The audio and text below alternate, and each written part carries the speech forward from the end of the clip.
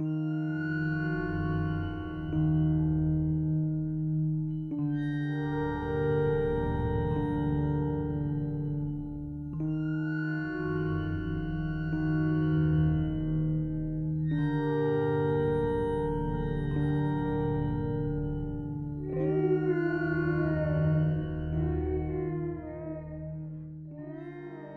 I asked you to name some of the scariest video game worlds to find yourself in, what would you say? Maybe you'd say Dead Space, or Resident Evil, or even something like the Half-Life games. But for me personally, when it comes to in-game universes, one that stands out to me above so many of the others is the world of Little Nightmares. Hi, I'm Danny or Chaser Neither, and Little Nightmares is officially 7 years old this year. I can't believe that those words just came out of my mouth, but throughout all that time, it has turned into one of my favorite horror games that I can always find myself returning to. When it comes to the things that personally scare me the most, there's nothing more that gets me going than a world that's built up to be horrifically absurd and grotesque and just cold-natured to its core. That's why I made a video about the analog horror series Vita Carnis. It's a series that's designed to do exactly that. It's a world filled with dangerous flora and fauna that don't give a damn whether or not you're scared. They're trying to survive just as we all are, and if you happen to be of use to them in that way, then sorry. It's genuinely scary. I feel like Little Nightmares does something so similar yet so different in this regard. While Vita Carnis is all about these otherworldly beings out to get us, Little Nightmares makes things feel somehow much more personal and real. Instead of aliens or these weird monster creatures, we get other people that serve as a threat to us. If you're not yet familiar with Little Nightmares 1 or 2, I highly suggest either watching them or playing them for yourself before you watch this video. I mean, this video is primarily going to be talking about the first one with some hints towards the second one here and there, but I genuinely can't rave enough about both of them. And there's actually a third one that's in the works right now. So anyway, I think I've stalled enough. You guys definitely know what we're talking about already at this point in the video, so let's go ahead and just get started right into the— oh my god.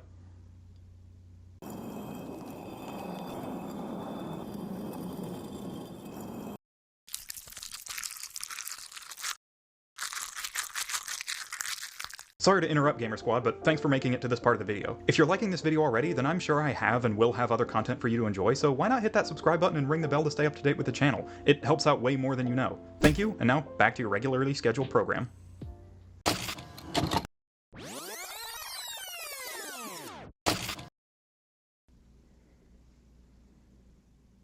Well, that was wacky. I don't plan to talk about every story element in Little Nightmares, especially not in chronological order, but I think it's good to start at the beginning of the game, because it's one of the most perfect intros to a horror game of this caliber, in my opinion.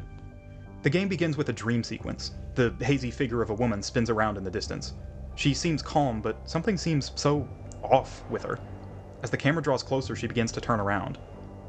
Her face seems to be that of a geisha woman, a specific type of Japanese performer that can be seen as a symbol of grace and culture.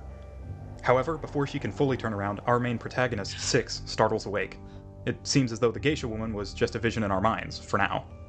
The start of the game is just great. I mean, it's a game literally called Little Nightmares, and you start the game with what else? A little nightmare. I mean, that's just poetry in motion, my dudes. More than that, though, the game actually already starts to introduce the theming of the game before it's even really started. I mean, just keep it in your mind that the main antagonist of this game is set up to be a geisha woman.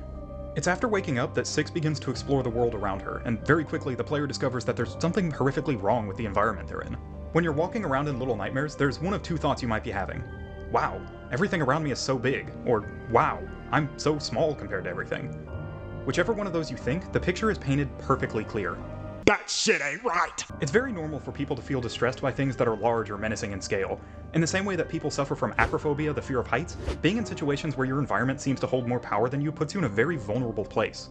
We as humans like to feel in control over ourselves and our environment. It's how we've survived for so long. We have tools and houses and vehicles and so on. But when we're controlled by our environments, we lose the feeling of safety associated with things going how we want them to. The environmental discomfort is something that's present throughout the entire game, whether you're skulking through a really tight, compressive, suffocating air vent, or you're climbing along this massive, gargantuan scale chain of the ship the game is set on. You just never feel in control of the environment, and as a result, you feel really uneasy the entire time.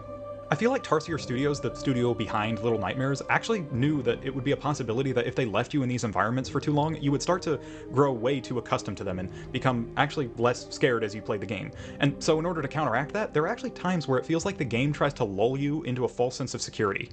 There are a few points in the game where you encounter other things around your size, other kids, the mysterious gnomes, and whatnot. And if you pay close attention, you'll see that it's most times you have one of these interactions that the game begins to pull itself back.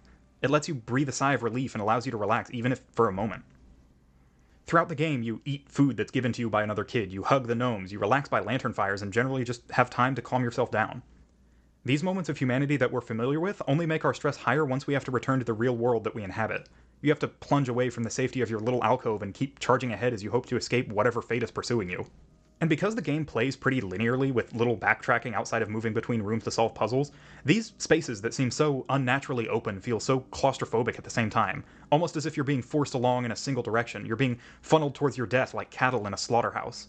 And ironically enough, that isn't too far off from the truth.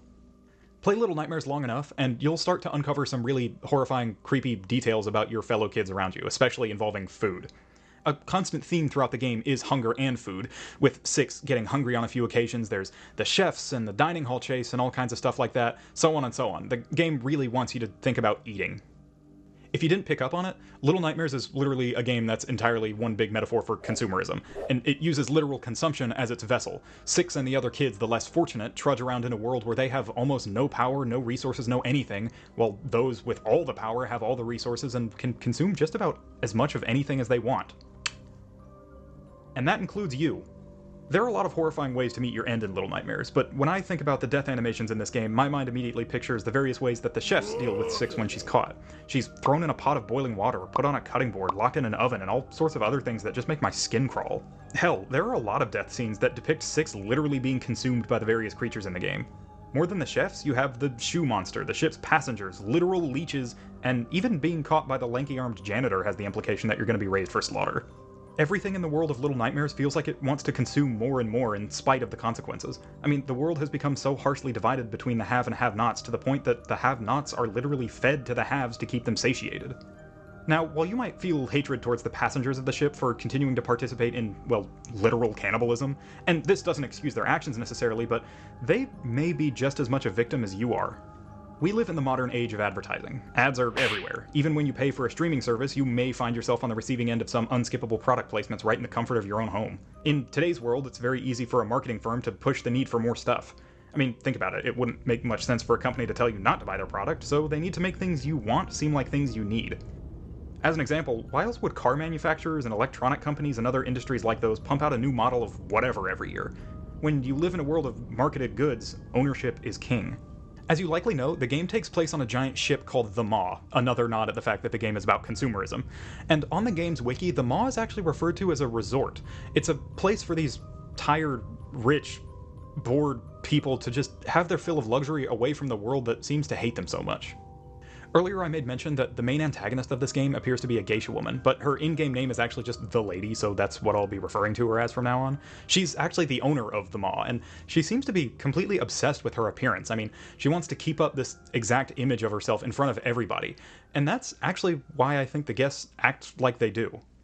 The lady appears vain in nature, so much so that it's theorized that she wishes to be the only beautiful person in the world. She allows the guests to feed until they're nearly exploding at the seams in order to erase the concept of natural beauty in people, allowing her to serve as this beacon of what it means to be successful and powerful. People love to be in the in crowd.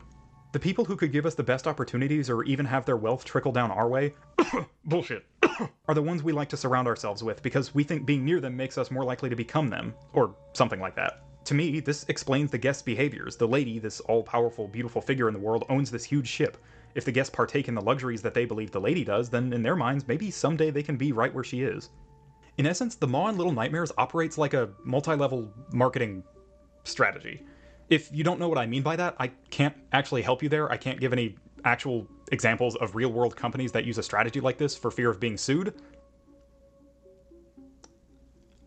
But I can tell you what shape their company is. If we parallel Little Nightmares to the real world, then all of us as consumers are represented by the guests. Meanwhile, everyone and everything impacted by our consumption is represented by characters like Six. However, everyone and everything that's in charge of making us consume things and allowing us to consume things are represented by, of course, the lady. I'm not trying to make anyone feel bad about buying things. There's a reason the saying money makes the world go round exists. Our society has developed to the point where currency, capital, and consumerism are dominant forces in many of our lives. Can you get by without most of that stuff? Maybe, but it sure would be a hell of a lot less convenient. For example, even as someone who considers themselves environmentally aware, I still drive pretty much anywhere when I need to go out. Driving is just more convenient in today's society, and it's hard to break a societal system that's been developed for years upon years. For a good chunk of the future, our infrastructure is going to be the way that it is now. While talking about capitalism in a horror game might seem a little bit weird, especially in a horror analysis video, I think it actually goes to show the power that horror has. It makes it one of my favorite genres. It's capable of starting these deep and difficult conversations about things like society and economics that other people are just too nervous or afraid to start. But this isn't a video about economics. This is a video where you want to hear me talk about the scary stuff. And what's scarier than unchecked capitalism? 20th century Prague-born writers. And Franz Kafka is one of them. When I was first coming up for the idea about a Little Nightmares video, I couldn't get it out of my head that I felt so many parallels between the stories written by Franz Kafka and the story found in Little Nightmares. If you're unfamiliar, Franz Kafka is the guy who wrote The Metamorphosis, the story about Gregor Samsa, a man who turns into a giant bug mysteriously overnight. But Kafka's works go much deeper than just this story, and as a matter of fact, I think his story The Trial is very pertinent to the discussion of Little Nightmares. The Trial is a story about a man who seemingly gets arrested for no reason. He just wakes up one day and there are people that put him under arrest and charge him for a crime. They won't tell him what the crime is, and even the important stuff like the court date and appearance time that he needs to be there aren't given to him or even the reader. This makes The Trial a story that tries to depict the struggle between somebody who has no power and somebody who has all the power, just like I think Little Nightmares does. And in that way, Little Nightmares to me is actually kind of the perfect textbook definition of something being Kafkaesque. Kafka's writings are often described as being akin to nightmare scenarios, the loss of control of your body or your life, society, and so on. This is pretty much what makes things Kafkaesque. The main characters of each of his stories face some kind of oppression from something out of their hands. Gregor Samsa loses his entire life, including his family, following his mysterious transformation in the Metamorphosis. Joseph K. has his civil rights taken away and is even murdered by the end of The Trial. Karl Rossmann is harmed by nearly everyone around him throughout the entirety of America.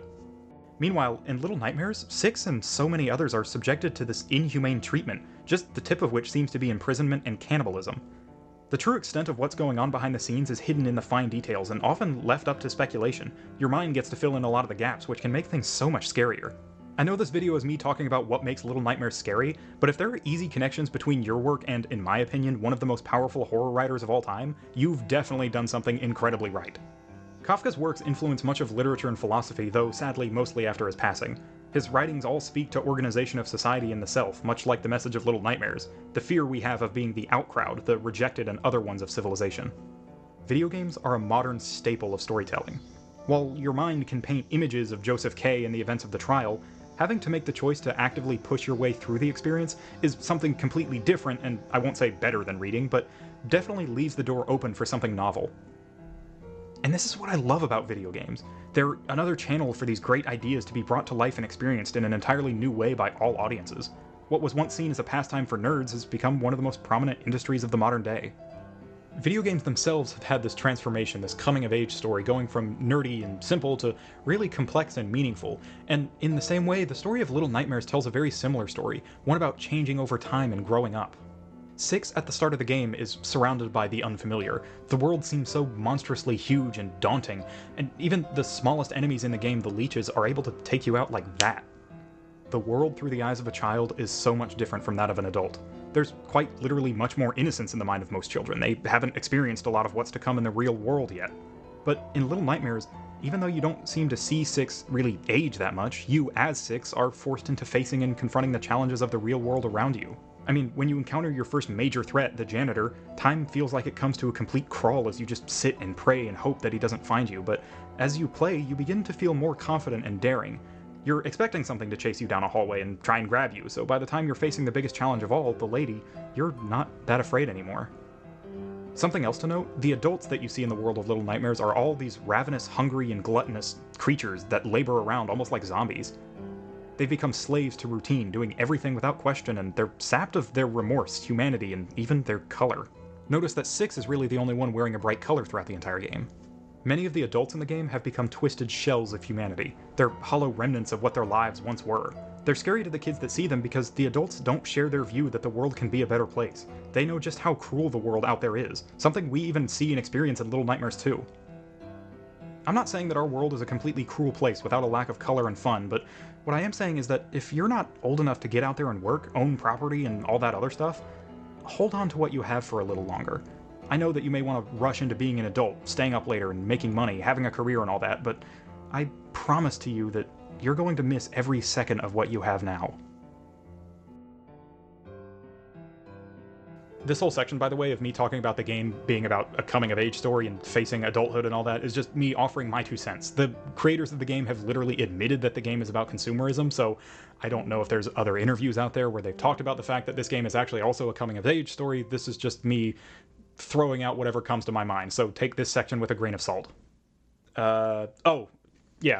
This game is also very similar in themings to that one horror movie that came out last year, Thanksgiving.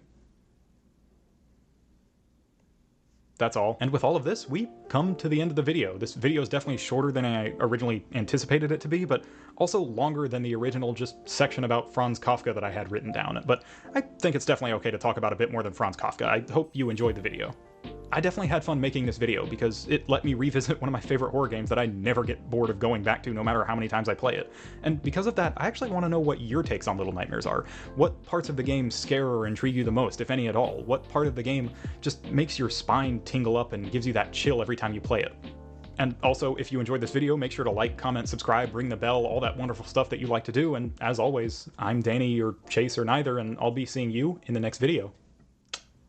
Bye now.